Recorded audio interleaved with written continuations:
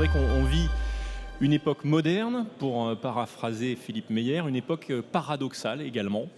Jamais une génération n'a disposé d'autant de ressources pour s'informer, de contenus à découvrir, à partager, vous le savez sûrement mieux que moi, de matériels innovants pour apprendre, pour s'ouvrir au monde. Jamais ces contenus n'avaient circulé aussi vite, sous l'impulsion des avancées technologiques, évidemment, de l'essor des médias sociaux. Ces nouveaux médias qui ont fait voler en éclats les codes des médias dits traditionnels et qui ont amené de nouveaux usages et aussi parfois de nouveaux travers, de nouvelles questions que les attentats de 2015 nous ont cruellement révélés. Les mensonges, les manipulations circulent tout aussi librement sur Internet, tout aussi rapidement que ces informations dites certifiées, les vraies informations, les informations vérifiées, comme on dit dans le métier, dans le jargon journalistique. Et nos enfants, nos ados, peut-être vous qui nous écoutez aujourd'hui, les jeunes adultes semblent parfois incapables ou en difficulté pour démêler le vrai du faux. Et ce ne sont pas les seuls. Je pense qu'il ne faut pas non plus penser que les jeunes sont les seules cibles et les seules personnes concernées par ces manipulations sur les réseaux ou sur Internet. Quand on sait que Facebook et ses algorithmes sont soupçonnés d'avoir, on va dire, propulsé Donald Trump à la Maison-Blanche lors de la dernière présidentielle aux États-Unis. Alors, comment éduquer à l'information, aux médias en général ? La loi de refondation de l'école en 2013 a érigé la sensibilisation des élèves au numérique, à l'usage responsable d'Internet, des réseaux sociaux. L'année 2015, on en parlait, a accentué cette prise de conscience. Mais aujourd'hui, qui doit éduquer ? Quel rôle pour l'école ?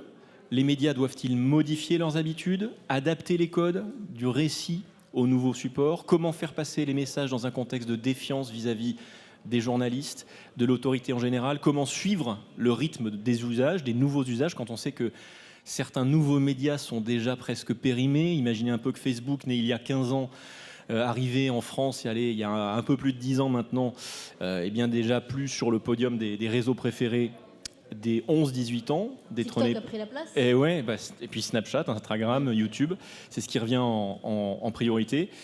Et TikTok, donc j'en vois certains qui commencent un petit peu à tiquer, justement. On va s'expliquer dans un instant. Et pour débattre bien de toutes ces questions, je vous présente nos deux intervenants. Clara Schmelk, bonjour. Bonjour à tous. Journaliste à Intégral, philosophe, chargé de cours au CELSA et auteur, entre autres, de l'ouvrage Les métiers du futur, paru chez First Édition, avec Isabelle Rouen. Et bonjour à vous, Serge Barbet. Avec le micro, c'est mieux, non ? Bonjour. Bonjour. Merci d'être là, directeur du CLEMI, le Centre pour l'éducation aux médias et à l'information. Merci de votre présence à tous les deux. Tiens, puisqu'on parle d'école et d'éducation, on va commencer avec vous, Serge Barbet. Votre spécialité, c'est donc l'éducation aux médias et à l'information. L'éducation nationale a-t-elle pris la mesure, selon vous, de cette urgence démocratique, puisque c'est l'objet de notre débat ? Je crois que vous avez assez bien dit les choses tout à l'heure, c'est-à-dire une évolution du code de l'éducation. Vous avez parlé de la loi de refondation de l'école pour les valeurs de la République et effectivement tout ce qui s'est passé ensuite, notamment au niveau des attentats de janvier 2015 et tout particulièrement, puisque cela a marqué un avant et un après, l'attentat contre Charlie Hebdo le 7 janvier 2015. C'est-à-dire à ce moment-là, la prise de conscience de la nécessité de renforcer une éducation aux médias et à l'information qui est apparue dans le giron de l'éducation nationale il y a à peu près un demi-siècle, de la part de travaux d'universitaires, de journalistes et d'enseignants. Et effectivement, en janvier 2015, on s'est posé la question de ce qu'il fallait faire en termes de mobilisation des acteurs de la citoyenneté et puis surtout développer les pratiques médiatiques par les jeunes pour leur permettre effectivement de comprendre les circuits de fabrication de l'information, de les éprouver par eux-mêmes et de montrer qu'il y avait des pièges aujourd'hui effectivement qui leur étaient tendus compte tenu de la structuration du paysage numérique et qu'il fallait pour cela être plus que jamais en capacité de mettre les contenus de tout type à distance pour mieux les analyser, mieux les décrypter, mieux les comprendre. Ça passe notamment par la semaine de la presse et des médias à l'école, qui voit un essor grandissant depuis cette période 2014-2015. Oui, alors on va dire que la semaine de la presse et des médias dans l'école, c'est une action éducative que nous organisons au mois de mars chaque année. On a fait la 30e édition au mois de mars dernier sur le thème de l'information sans frontières. Les frontières évidemment avec un pluriel et évidemment la forme interrogative pour susciter effectivement les travaux par les enseignants dans leur classe avec les élèves sur cette question aujourd'hui de la diffusion des modes des circuits de l'information à l'ère numérique. Et donc oui, il y a une fréquentation de plus en plus forte, il y a une demande une demande exponentielle de la part des enseignants, mais je dirais que cette demande exponentielle aujourd'hui d'éducation aux médias et à l'information, elle porte dans toutes les sphères de la société. Elle part de l'école bien évidemment parce que l'école structure les choses dès le plus jeune âge, mais on a une participation en hausse constante, mais on a surtout une demande aujourd'hui dans le monde des bibliothèques, des médiathèques, des centres sociaux. On développe des partenariats bien au-delà des murs de l'école. Il y a une demande de la part des familles et des parents qui, elle aussi, est exponentielle. Le baromètre Kantar-Lacroix 2018, 89% des parents demandent qu'il y ait une éducation aux médias et à l'information qui se fasse à l'école. Puisqu'on parle d'éducation, Clara Schmelk, c'est un terme qui recouvre beaucoup de réalités. On parle d'école avec Serge Barbet, mais évidemment, c'est beaucoup plus large que ça. L'éducation, elle passe aussi évidemment par les familles, elle passe par les éducateurs sportifs, elle passe par les médias également. Et les médias ont-ils eux aussi changé leur position depuis quelques années sur ce point-là? Alors oui, je pense que quand on parle d'éducation, c'est aussi d'instruction et qui part pas seulement d'une lecture, d'un apprentissage à la lecture de la logique de l'image ou la logique des textes qui sont dans les médias, que ce soit sous forme, peu importe le format, que ce soit une story ou un article format plus classique. L'instruction, c'est l'idée qu'on va apprendre le discernement, qu'on va apprendre à lire un texte avec patience, donc l'attention. Ça, c'est un apprentissage sur le long terme et qui va être utile pour apprendre à lire l'information et à s'y intéresser et à se distancer pour éviter de recevoir l'information comme une opinion. Et donc ça, c'est toute la société et les médias eux-mêmes qui ont tendance à de plus en plus expliquer, rendre raison de leur démarche, qui consiste à observer, vérifier, mais aussi parfois douter, s'interroger. Par exemple, là, on a eu, il y a quelques jours, vous le savez bien, un grand débat sur la PMA. Le rôle des médias, c'est pas d'être pour ou contre, c'est justement de mettre en perspective qu'est-ce qu'il y a comme arguments qui sont en jeu dans ce projet de loi, pourquoi des personnes vont manifester contre, quels sont leurs motifs et leurs raisons, et pourquoi certaines personnes considèrent que c'est une avancée, que c'est un progrès. Il faut mettre en balance tous les arguments et toujours user de sa raison. Et ça, cette démarche rationnelle, qui est celle de l'observation et de la formulation d'hypothèses, elle est inspirée de la science. Et donc, c'est vraiment la société dans son ensemble, et pas seulement juste un saupoudrage d'éducation à l'information qui pourrait se transformer en quelque chose de trop réducteur. Serge Barbet, par quoi ça passe, cette éducation aux médias, dans le cadre du CLEMI, dans le cadre de l'éducation nationale? Quels sont les outils et les dispositifs aujourd'hui qui existent et ce vers quoi vous voulez tendre? Alors, tout à l'heure, j'ai oublié de compléter. Vous avez mentionné une loi de refondation, on a mentionné des attentats et on n'a pas dit comment notre système éducatif était depuis plusieurs années en train de se métamorphoser, de se transformer véritablement pour pouvoir répondre à ces enjeux effectivement du 21e siècle, d'accès à l'information, de compréhension des enjeux d'information. Et donc, il y a une évolution des programmes. Il y a eu une réforme des programmes du collège, réforme difficile, on s'en souvient, mais qui instaure des enseignements pratiques interdisciplinaires, parmi lesquels, effectivement, il est proposé de travailler sur la question de l'éducation aux médias et l'information.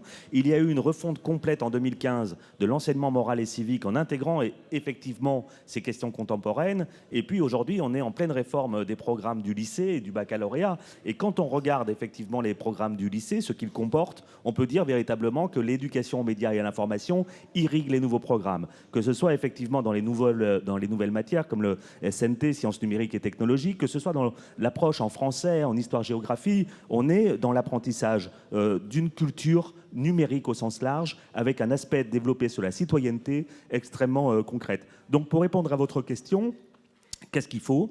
Il faut des enseignants, d'abord, parce que, je le répète, ce sont les enseignants qui font l'éducation aux médias et à l'information.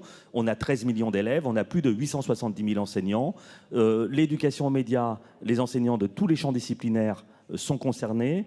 Il y a les professeurs documentalistes dont il faut rappeler le rôle clé et charnière dans cette éducation. Et je dirais que le principal défi aujourd'hui, il est celui de la formation. On a les outils, on a des ressources, on a dit combien les acteurs, et notamment les acteurs médiatiques, étaient des partenaires de l'école aujourd'hui, y compris dans la production de ressources pédagogiques. Donc on a une profusion en France aujourd'hui d'initiatives, de ressources pédagogiques qui sont conçues en direction de l'éducation. Encore faut-il que nous soyons capables de former nos enseignants à ces nouveaux programmes, à ces nouveaux enjeux, qui sont des enjeux, certains vont dire avec un grand mot civilisationnel, mais de culture et d'éducation. Ça veut dire des enjeux souverains pour nos sociétés, s'il en est. Et donc, effectivement, l'enjeu aujourd'hui numéro 1, il est celui-là, celui de la formation des enseignants, de la formation des enseignants et de la formation des enseignants.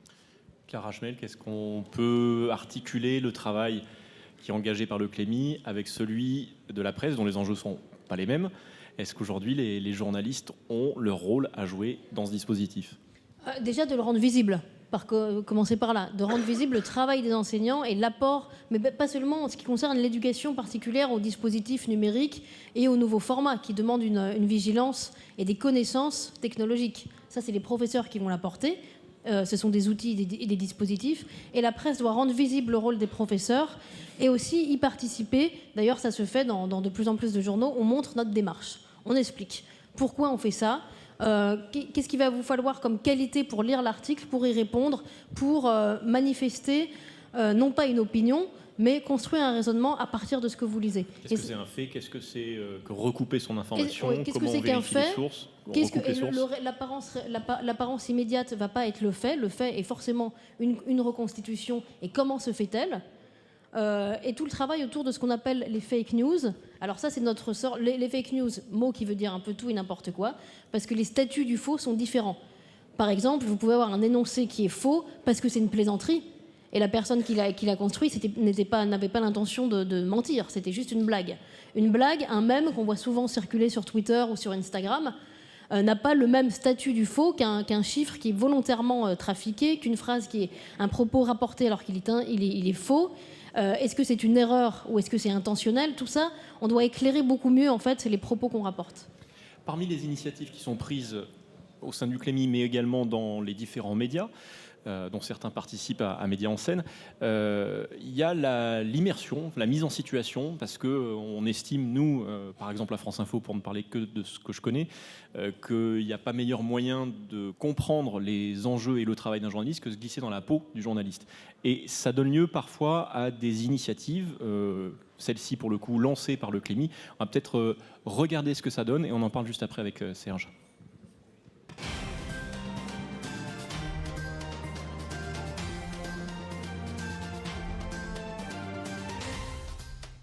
Bonjour, bienvenue dans cette édition spéciale. Nous venons d'apprendre la disparition de 2 fauves cette nuit au zoo de Nançay.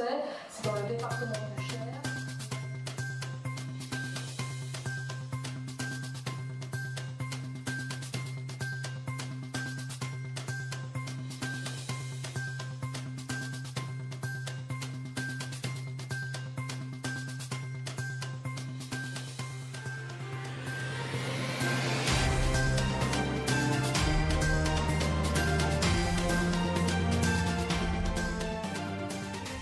Chercher, vérifier, publier, voilà les enjeux de ce projet. Est-ce que vous pouvez nous en dire 2 mots, Serge Barbet?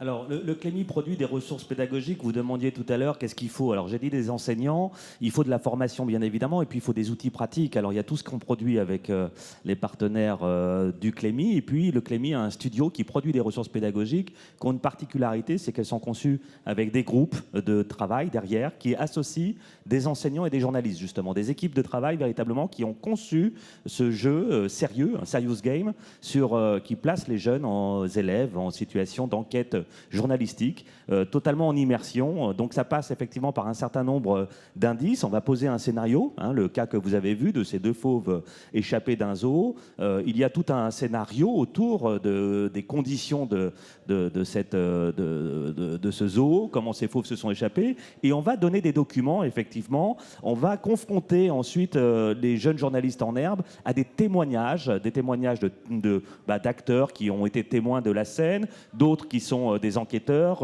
des services de police, des services vétérinaires pour évaluer la dangerosité de la situation. Et puis après, on va utiliser des outils également de géolocalisation et autres pour que les élèves mènent leur enquête. Et pendant cette enquête, en fait, ils vont se rendre compte, les élèves, de la nécessité d'abord de travailler en groupe, de mener un travail d'enquête, de déjouer les pièges de l'information, et puis ils vont se rendre compte qu'une information, fabriquer l'information, c'est extrêmement rigoureux, ça répond à des règles de vérification de l'information, de vérification des sources, donc c'est une piste parmi d'autres, classe investigation, de ce que nous faisons. Et je rebondis sur cette initiative qui me paraît excellente, puisque c'est l'articulation entre la théorie, c'est-à-dire l'idée d'éduquer aux médias, et la pratique, donc qui est comme ça, il n'y a pas de plan sur la comète, on met vraiment la main à la pâte. Et surtout, les élèves se rendent compte de cette façon que toutes les disciplines qui sont enseignées, par exemple là, la SVT, ça va leur servir dans la vie et pas dans 10 ou 15 ans immédiatement. S'ils connaissent pas du tout le vivant, on peut leur faire gober n'importe quoi. Alors que s'ils se disent, tiens, mais oui, j'ai eu un cours justement sur les espèces, ça, et là, je vois cette information, elle m'a l'air fausse. Le lecteur, vous allez être des lecteurs, même à votre âge, immédiatement beaucoup plus attentifs. Donc l'idée, c'est de faire passer l'éducation aux médias, non pas comme une matière, mais comme un domaine transverse qui va passer par le prof de sciences physiques, le prof de SVT, le prof de français, d'anglais, etc. Alors, avec des supports pédagogiques issus ou tirés de l'actualité ou des enjeux liés aux nouvelles consommations de médias, c'est ça? C'est un exemple parmi d'autres, parce que Clara l'a dit tout à l'heure, on va toucher à des enjeux de l'éducation sur le développement de l'esprit critique, on va toucher à des enjeux de l'enseignement de l'histoire. Enseigner l'histoire de la presse au XXe siècle, ce n'est pas simplement l'histoire, c'est aussi l'histoire de la vie des idées, c'est de voir effectivement comment dans une société déréglée, à un moment donné, dans les années 30, des médias peuvent se fourvoyer et finalement être le relais de mouvements politiques qui vont s'affirmer violents et fascisants. Et donc c'est effectivement d'étudier et d'examiner les médias et la vie des médias au travers de prismes disciplinaires multiples. Ensuite, là, vous avez un exemple de pédagogie active où l'élève va se retrouver en situation de producteur. Il va être acteur, effectivement, dans une séquence qui va totalement l'emmener. Et donc, il y a une pédagogie de l'éducation aux médias et à l'information qui va s'inscrire dans le sillon de grands mouvements, Montessori, Freinet, un certain nombre d'autres, où on voit bien qu'effectivement, la place de l'élève n'est pas tout à fait la même que dans une vision un peu académique et plus verticale de l'enseignement, qui est effectivement autre chose. Et ces pédagogies active, finalement, aujourd'hui, à l'ère numérique, on se rend compte tenu des outils dont nous disposons, des potentiels que ces outils numériques nous offrent, qu'elles sont particulièrement probantes aujourd'hui pour effectivement réintéresser les élèves aux apprentissages. L'éducation aux médias, c'est effectivement pas simplement déjouer les fake news et apprendre à déjouer les mauvaises informations, c'est aussi une approche pédagogique qui est extrêmement efficiente aujourd'hui pour répondre à ces enjeux éducatifs qui sont des enjeux de société au XXIe siècle. Je crois que Clara avait un mot à dire là-dessus. Oui, je voulais dire que justement, notre vision de la démocratie en France, c'est la République. Et l'idée qu'il y ait une presse libre, c'est déjà des journalistes libres, mais aussi des lecteurs libres. Et qu'on n'attende pas qu'ils aient 20 ou 40 ans. Même des lecteurs de 12 ans doivent pouvoir lire avec la plus grande liberté, la plus grande autonomie qu'on puisse leur donner. C'est-à-dire justement en leur donnant une instruction assez solide pour qu'ils puissent lire en connaissance de cause. On parle d'éducation aux médias, on parle d'éveil au sens critique aussi, hein, puisque c'est ça, se démêler le vrai du faux, se débrouiller dans cet univers et ce paysage médiatique qui est en perpétuel mouvement, qui s'accélère, ce qu'on disait tout à l'heure. Je voudrais quand même qu'on revienne sur les images qu'on a vues. On voit des enfants avec des tablettes, des caméras. Là, on est sur une structure type et un peu unique. Mais les outils aujourd'hui, on sait très bien que dans certaines classes, je ne sais pas si vous êtes dans ce cas-là, vous qui êtes présents aujourd'hui, on sait bien que dans certains établissements scolaires, on n'a pas le budget et on n'a pas les outils, tablettes, écrans, etc., pour sensibiliser. Est-ce que c'est un enjeu aussi de demain ? Bien sûr, c'est un enjeu fondamental. Je vais vous donner une anecdote. On a parlé de la Semaine de la Presse qui est née il y a 30 ans. La Semaine de la Presse, elle a été inventée par les inventeurs du Clémy, les créateurs du Clémy, Jacques Gonnet, un universitaire, et puis un certain nombre